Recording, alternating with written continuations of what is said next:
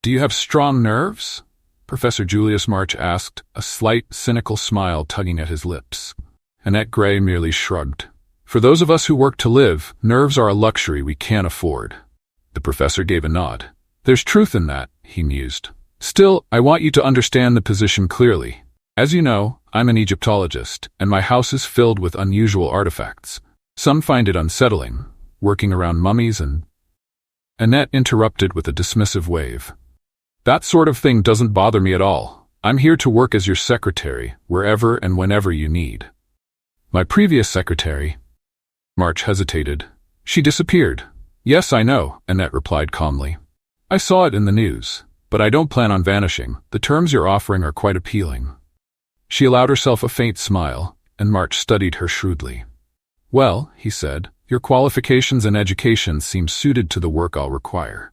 You'll handle everything from typing my notes, once you decipher my handwriting, to researching in the British Museum, or even joining me on trips to Egypt if necessary.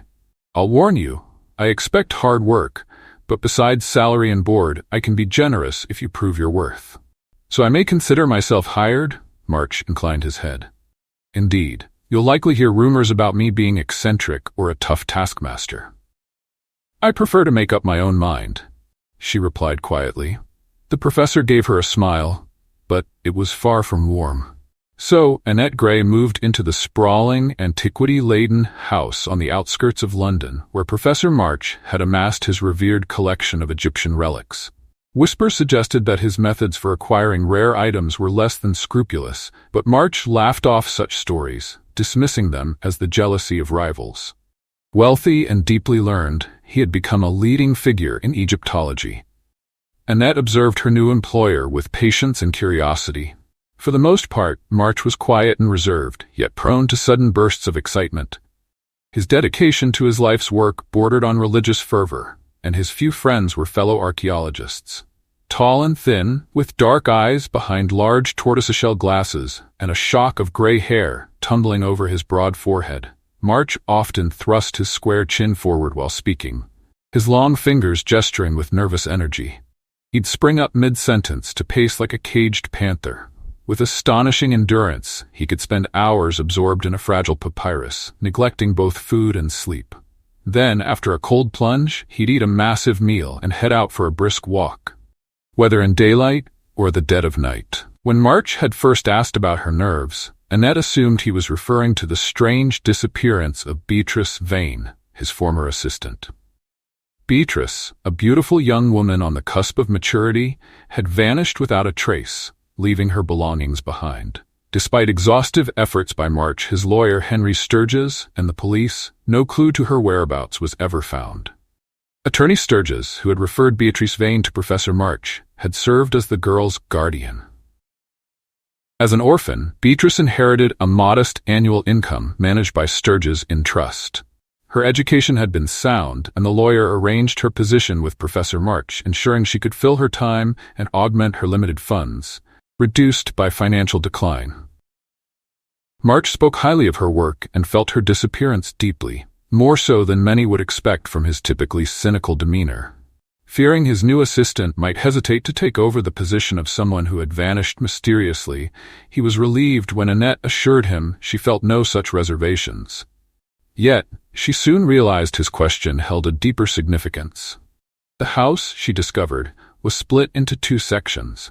March, a bachelor, occupied the smaller side, attended by an elderly housekeeper, a few maids, a chauffeur, and a long-serving, trusted valet. This staff handled the household's domesticities, as March called them. The larger part of the house, however, was dedicated entirely to his unusual passion, a replica of ancient Egypt, constructed to meet his very particular needs. The servants were strictly forbidden from entering this meticulously crafted Hall of the Dead. Annette's workspace included a well-furnished sitting room and a modest office, though much of her time would be spent in the eerie hall itself. Only a person of strong nerves could work here without feeling watched. The floor was patterned in black and white marble, dimly lit by a central lamp suspended on bronze chains, with smaller lamps on each of two tables providing focused light for the intricate work. These lamps illuminated only their immediate area, leaving the majority of the space in shadow. The hall was populated by silent mummies and ornate cases, positioned in ways that gave them a ghostly presence, as if they might at any moment begin to move. In the center sat a stone table, curiously grooved and hollowed, surrounded by artifacts of metal and pottery, whose ancient purposes Annette could only guess. March would often summon her with a bell, and she would enter quietly, notebook in hand, as the heavy door rolled open automatically. Without a word, she would take her place at one of the tables. Acknowledging her presence only by a quick gesture, March paced the room, sometimes examining documents or inspecting an inscription, his mutterings just barely audible. Suddenly, he would begin dictating in sharp, precise phrases, each word chosen carefully. He would stop abruptly, lost in thought, only to resume, never missing the thread of his ideas. At times, this intense work would stretch on for hours. Occasionally, he would glance at an ancient water clock on its pedestal and apologize, dismissing her with a nod.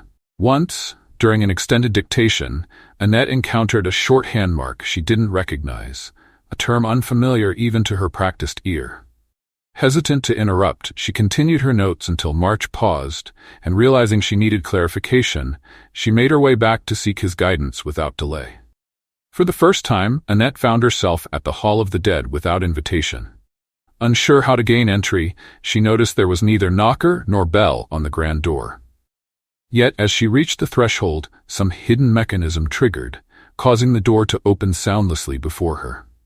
She stepped forward, ready to enter, then froze, as if turned to stone.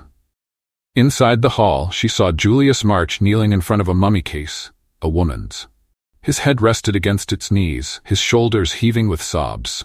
Struck by the unusual sight, Annette turned abruptly and fled, retreating to her own room. Behind her, the door of the Hall of the Dead closed, silently sealing itself. A week later, Annette was seated in the drawing room of Professor March's house. It was just before 7 in the evening, and she awaited his dinner guests by the fire's warm glow. March was hosting one of his rare dinner parties. The door opened, and the servant announced Attorney Sturgis and his friend, a simple-looking man named Sims. Sturgis smiled politely. "We might be a bit early, Miss Gray." "Not at all," Annette responded smoothly. "Professor March has just returned from the British Museum and will be down shortly. Please make yourselves comfortable." With a courteous nod, Sturgis leaned closer, his tone shifting to a low, urgent whisper. "We arrived early for a reason, Miss Vane. You are prepared?" "Entirely," she replied calmly. "Excellent. Inspector Sims here agrees that if we are to uncover the mystery of your sister's disappearance, tonight is our best chance.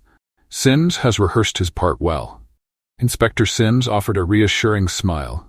"And I applaud you, Miss Vane, on your ingenuity. This plan brilliant. I'll play my role as needed," he added evenly, pausing as footsteps approached and the door opened.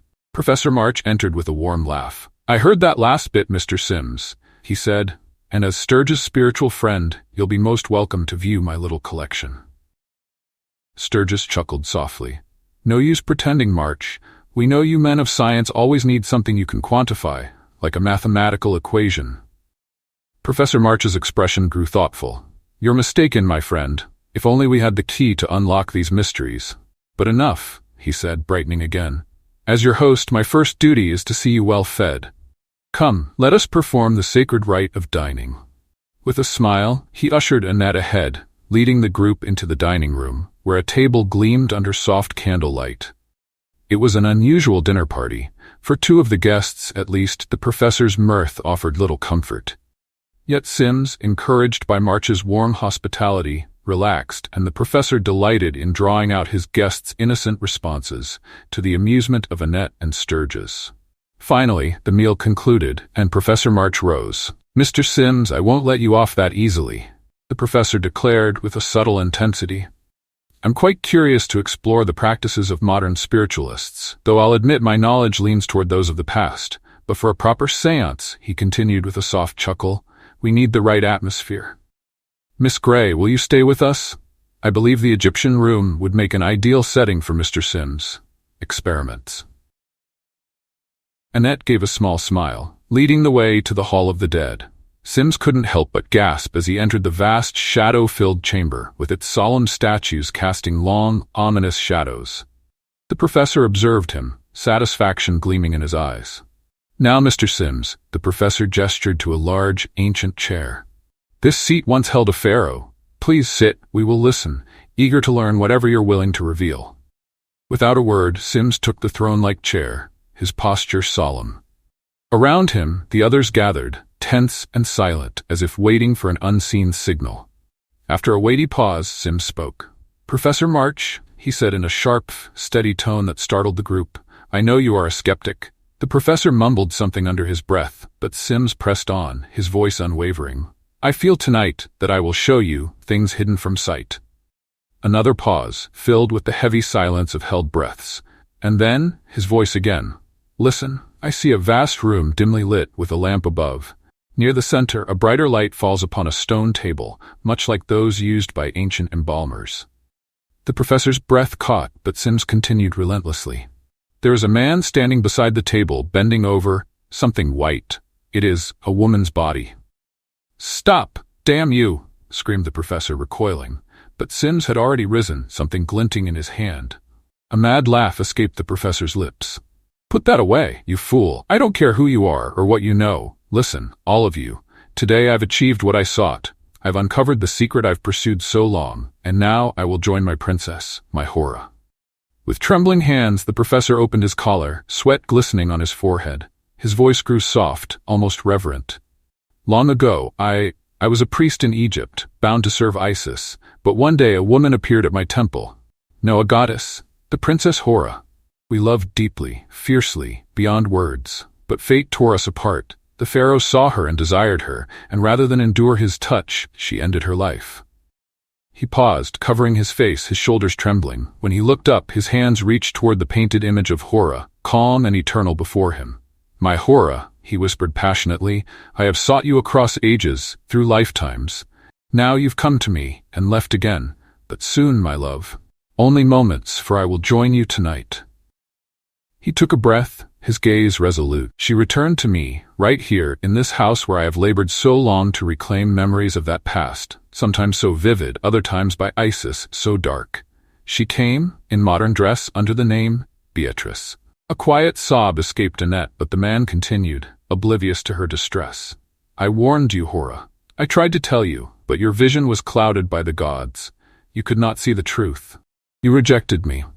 And that moment made me realize there was only one path left for us. One brief touch of this small dagger, drenched in poison so potent that your soul departed before your body even reached my arms. I carefully bathed you and infused your veins with secret essences that preserve the body, keeping it as flawless as life itself. I carried you to your resting place, where you await me. But in another realm, Hora, you are waiting, more beautiful than ever, knowing that I, your devoted lover, have found you at last. Hora, I am coming for you." With a frantic cry, he lifted the tiny dagger from his pocket.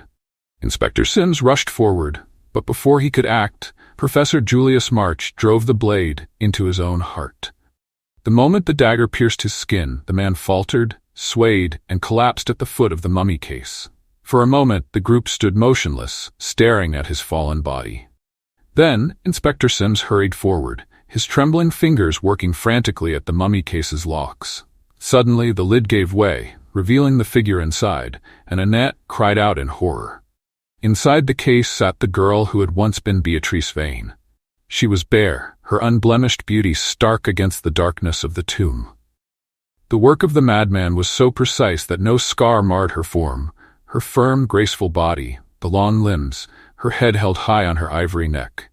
She rested as the Princess Hora might have, seated beside an ancient pharaoh. Sims stepped back and bowed his head in reverence, while Annette staggered forward, collapsing at the feet of her sister's lifeless body, her grief so deep it left no room for tears.